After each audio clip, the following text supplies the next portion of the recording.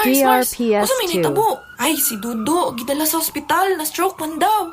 Mga dugang impormasyon para sa inyo mga kahigalaan. Aduna kitay nagkalain-lain nga klase sa stroke. Isa niini ang ischemic stroke o ang stroke nga diin nagbara ang ugat sa utok. Unsa may mga timailhan niini, hinumdumi ang 5 ka P.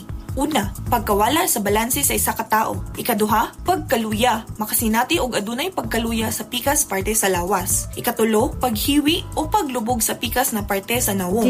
Ikaupat, DRPS2. pagkabulol o maglisod og storya. Ug kani masinati sa isa ka tao, ayaw kalimti ang ikalimang P. Paspas, ayaw pagdugay.